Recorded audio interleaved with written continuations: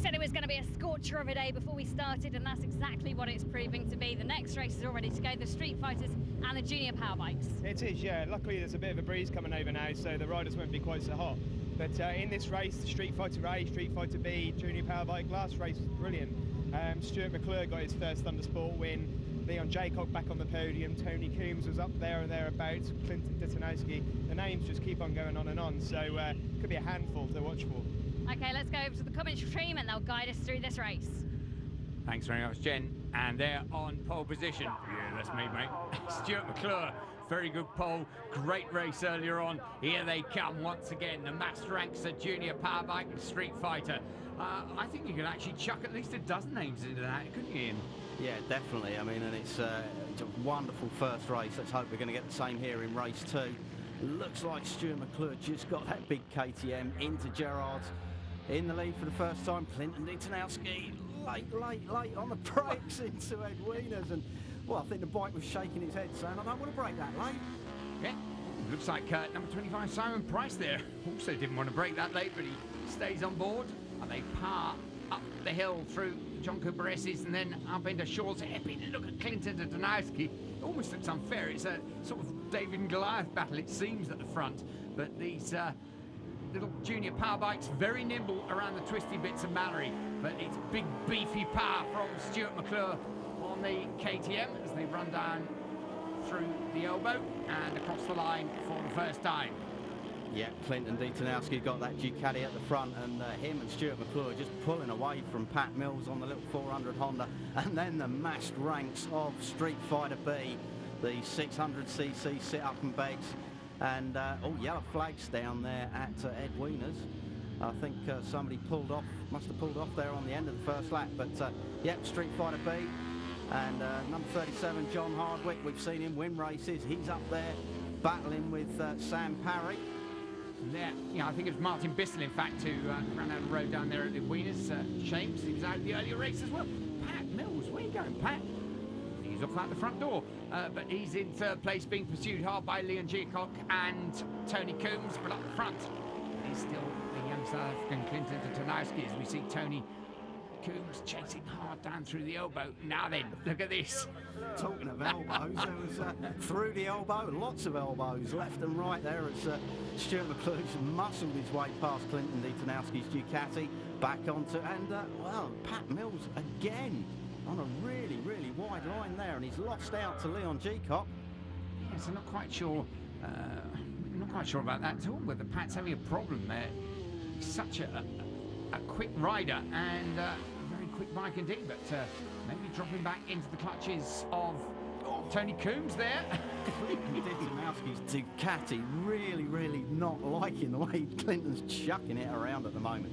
Obviously got the steering set up very light on that bike to get around this tight twisty bits of Mallory. Just look at it here again as he flicks from left to right, and how did he stay on that one?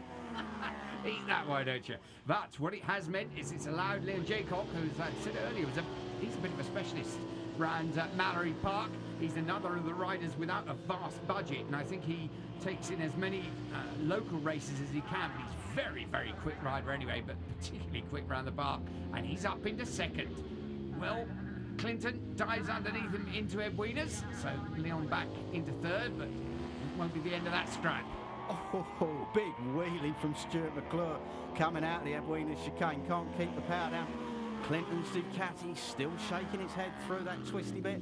Leon Jeacock now got to gather it all back up again. He was up into second for about half a second. I like that wheelie. Can't keep the front down. He's waving to his mates on the bank. There, Stuart powering away at the front. Clinton Ditanowski chasing hard, and Leon Jeacock all over him as they run down to complete another lap. There we see the 37 Street Fighter B of John Hardwick. John, second in the Street Fighter B Championship, coming into this event. Look at Leon Jeacock swapping positions there with Clinton, and again Clinton comes back at him. Lovely stuff, but well, while they battle amongst themselves in the Junior Power Bike lead, all placed in the hands of Stuart McClure, doesn't it? Yeah, definitely. He's not under any pressure at the moment. These two duking it out between them, and Leon Jeacock will be hoping the finish line is halfway down Stevie Straight, but now he's up the inside into Shaw's, and just lean in there on Clinton Ditanowski, just running him out a bit wide. Now, Leon Jeacock, it's the first time he's been out in front coming out of the bus stop.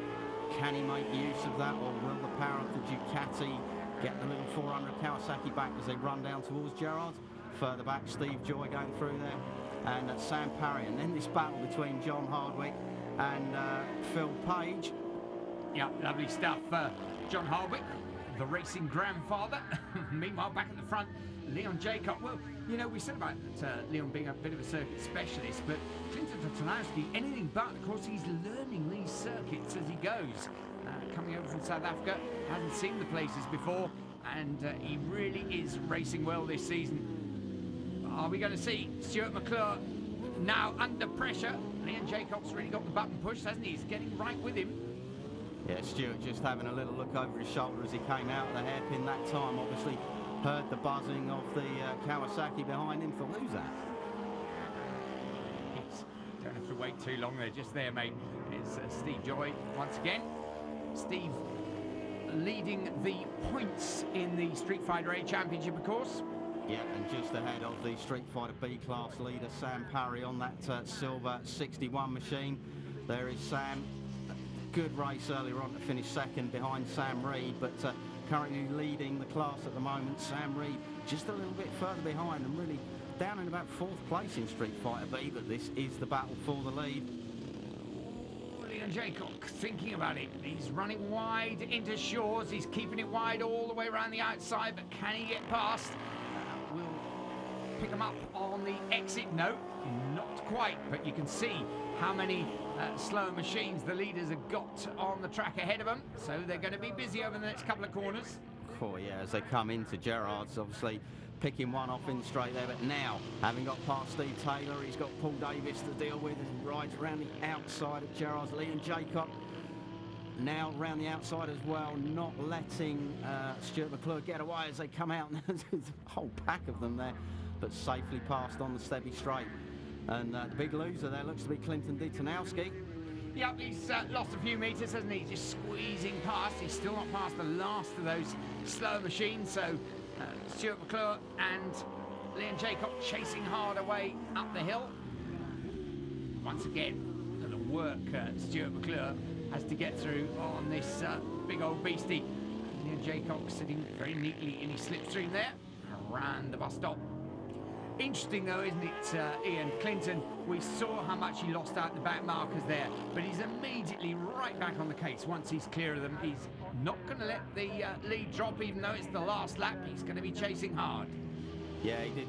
He lost out quite a few bike lengths in that overtaking of the back markers. Leon Jeacock up the inside of Stuart McClure. Stuart McClure just running wide as they went into Gerrard's, and Leon didn't need an invitation there, did he really? He was straight through. Now, the twisty bit of Edwina's chicane, and then it's a bit of a blast up to the hairpin. Can Stuart McClure come back at him? Well, he's got the legs, he's got the power. If only he can find the gap, but as I say, Leon knows every inch of this place. Well, he runs well, a little wide into clay, but we've seen him try that wide line before. He's quite happy with it, and he's quick on the exit, and there's nothing Stuart McClure can do about it there. And Clinton Ditanowski closing up. He'll have a piece of this as well if he can. Just one corner to go into the elbow. Oh, this looks like Leon's because, well, Stuart's going to turn on the tap, but I think he's going to run out of road and the checker flag. Yes, thank you, Leon. I'll have that. And another great race at the front. Stuart McClure wins Street Fighter A, but winning overall on Junior Powerbike, a very good win indeed. Leon Jeacock, yes, boys, you may well shake hands, and Clinton Ditanowski will have loved that as well, Ian. Yeah, Leon Jeacock, what a happy winner. It takes the award for happiest winner of the day. A big wheelie from Stuart McClure down the Stebby straight, and a Valentino Rossi impersonation there. Why not? If you could do it, get away with it. Leon Jeacock then the win from Stuart McClure, Clinton Ditanowski, Tony Coombs is 4th, Pat Mills 5th, Keith Smith 6th, Steve Joy 7th and 2nd of the Street Fighter A class. Sam Parry wins Street Fighter B from John Hardwick and Phil Page. Fastest lap, Leon Jeacock. Now the Junior Powerbike podium. Leon Jeacock very happy with Clinton Ditanowski and Tony Coombs. Leon, congratulations, the 3rd and now your 1st place today. And look at that smile, it's massive, and there's a certain reason for that. Tell us why. Yeah, all my sponsors, I've had such an help from them, you know, BMC Racing, AMS Motorsport. Can't thank them all for the help I've had. It's on a new engine, and I've got all the support I need here. There's that many people here to support me, they're all pushing me on, and I worked hard for that then. And a very special lap during that race as well. Yeah, 57.3, which under our look is a 57.5 was the lap record, so that's the lap record now. So look at that. I can't thank anyone enough. AMS, GMI, everybody that's helped me through my racing career. So thanks a lot.